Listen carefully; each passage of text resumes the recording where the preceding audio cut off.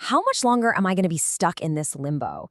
Look, if you're a young professional, maybe a recent grad, or honestly just someone trying to break into a totally new industry right now, I guarantee you've asked yourself that exact question.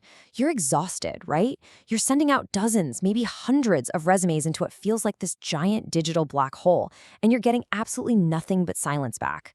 Well, in this explainer, we are going to focus on giving you a real tactical edge. As your virtual career coach today, I just want to start by validating exactly where you are right now. The current entry-level job search is absolutely brutal. It's draining. And if you're feeling completely stuck, I really need you to hear this. You aren't doing something wrong. The game itself has completely changed. Take Zola, for instance. She's a job seeker over in France, and she has 2 master's degrees. She says, I have now been looking for a job for a year, with more than 200 applications sent. 2 master's degrees?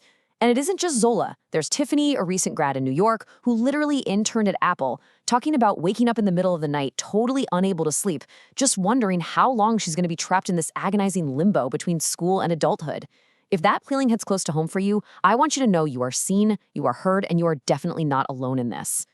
Okay, let's dive into this. Welcome to this explainer. Today, I am putting on my career coach hat. We aren't just going to sit here and talk about how tough the market is. We're going to break it all down, analyze the opponent, and give you the exact strategies you need to actually beat the odds. We're calling this session the entry-level playbook, Outsmarting AI with Human Intuition.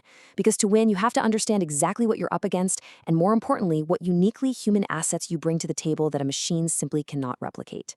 So, here is our game plan for today. We're going to cover 1. The entry-level perfect storm. 2. Canaries in the coal mine. 3. The algorithmic gatekeepers. 4. AI as your co-pilot. And 5. The human intuition edge. All right, let's jump right into part 1, the entry-level perfect storm, and the macroeconomic shifts we're seeing right now. There's a young job seeker in the US named Laura, and she paints a really clear picture of what's actually happening on the ground. She said, when they laid off my team at Google, basically everyone in their 20s got let go.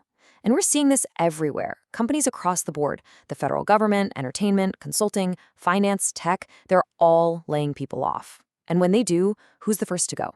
It's the most junior people, the 20-somethings, the brand new hires. I really want you to internalize this. The lack of opportunities right now is not a reflection of your worth, and it's not a reflection of your resume. It's a massive structural shift in how companies are operating. You see, you're currently caught right in the middle of 3 huge external forces. First, there's this post-pandemic hiring chill. Companies are just generally pulling back and hiring way less right now. Second, we've got an oversaturated degree market. Having a college degree, even in something like computer science, just isn't the golden ticket it was a few years ago because, well, so many people have them now. And third, we have fully entered the AI disruption phase. When you combine economic tightening with a flood of highly qualified applicants and brand new automation technology, you get the absolute perfect storm. We need to shift the blame from your resume straight over to this broader economic reality. Which brings us to part 2. Canaries in the coal mine and the very real impact of AI disruption. When we look at the hard data from a recent Stanford study, a pretty fascinating and honestly staggering trend emerges. Since late 2022, which not coincidentally is exactly when ChatGPT burst onto the scene, there's been a 13% drop in job opportunities for 22 to 25-year-olds in roles that are easy for AI to handle. We're talking software development, marketing, customer service, 13%. Meanwhile, older workers, they just aren't being affected in the same way. This is exactly why researchers are referring to young people right now as the canaries in the coal mine. So why is your specific demographic getting hit the hardest? Well, it's because the traditional entry-level job is heavily administrative, it's digital, and it's super repetitive. And those are exactly the types of tasks that AI can learn quickly and execute flawlessly. For a company looking to cut costs, automating those tasks is just incredibly attractive, but it creates a massive problem for you, right? Because if you can't even get your foot in the door at the entry level, how on earth are you supposed to gain the expertise to reach those secure mid-level jobs? Let's look at part 3, the algorithmic gatekeepers, and this completely new hiring process. You know, the new hiring process is largely hidden from us. It used to be that a human would quickly skim your resume and maybe give you a call. Yeah, not anymore. Now, the very first reader is an algorithm. Step 1, your resume gets scanned by AI purely for keywords. Step 2, you might have to answer screening questions from an AI chatbot.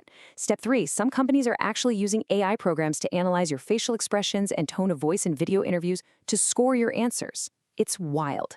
By the time you reach step 4, which is actual human review, you have already been ranked, sorted, and filtered by a machine. Algorithms are literally gatekeeping the entire start of your career. And this corporate mandate? It's coming straight from the very top. Amazon's CEO recently told employees that generative AI is going to significantly reduce their corporate workforce over the next few years. They're just going to need fewer humans. At companies like Duolingo, they've adopted this strict AI-first mentality. They're actively cutting contractors. And get this, before they approve a new human hire, managers essentially have to prove to the company why AI cannot do the job. So you aren't just competing against other graduates anymore. You are directly competing against the cost-saving allure of artificial intelligence. Okay, let's move to part 4, AI as your co-pilot. This is where we make our strategic pivot. So take a deep breath. We've looked at the grim reality, but right now it's time to pivot and empower you. To do this, let's listen to Varun Maya. He's a tech founder based in India who actually runs an AI company. He points out that if your only job is taking someone else's idea, someone else's algorithm, and just translating those instructions into code, if you're just doing that last repetitive piece, then yeah, you're in trouble. You absolutely cannot aim for jobs that simply take orders. Order taking is the easiest thing in the world to automate. So this requires a massive mindset shift. Think about this comparison. AI's job is menial tasks, repetitive digital actions, translating basic instructions, that's just cold utility. Your job? Your job is context, it's accountability, it's strategy and human judgment. That is warm necessity. You have to stop viewing AI as your replacement and start framing it as your co-pilot. Listen, Duolingo doesn't just want humans who can do tasks, they actually evaluate their employees on how well they use AI to make themselves more efficient. You need to show employers that you can command the AI to do the boring stuff, which frees you up to do the high-level human thinking. And that leads us perfectly into our final section, part 5, the human intuition edge and your irreplaceable skills. Check out this advice from reporter Natalie Jimenez. She says, what experts are saying right now is what's valuable, our soft skills, critical thinking, judgment, essentially what makes us human. I mean, if you're in college right now studying computer science, why not take a class in philosophy? Why not dive into psychology? The pure mechanics of coding, that can be outsourced to an algorithm tomorrow. But understanding human behavior, engaging in real ethical decision-making, applying critical nuance, that absolutely cannot be programmed. Think of it this way. On one side, artificial intelligence is formulaic, it's algorithmic, and it is highly efficient. It's a fantastic tool. But on the other side, human intuition is ethical, it's critical, adaptable, and incredibly nuanced. If the hiring process is just scanning for keywords, your human intuition is what allows you to network, to read a room, to show genuine empathy, and to adapt to a manager's unstated needs. You have innate advantages that a large language model is just never going to possess. You've got to lean into them. So where do you actually apply all these human skills? You point yourself straight toward future-proof sectors. While administrative tech roles might be shrinking right now, jobs that require deep human interaction and physical presence, they are still hiring. Think about healthcare.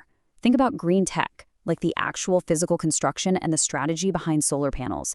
Think about literally any role that requires heavy ethical oversight to manage these brand new AI systems.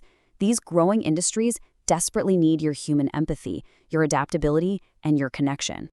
So as we wrap up this coaching session, I want to leave you with one final big question. I want you to stop worrying about the AI that's scanning your resume and ask yourself this instead. How are you going to leverage your uniquely human intuition in your very next interview? How are you going to show them the empathy, the critical thinking, and the judgment that absolutely no machine can replicate? Don't fear the machine. Sell your humanity. You totally have the edge here. Now go out there and use it.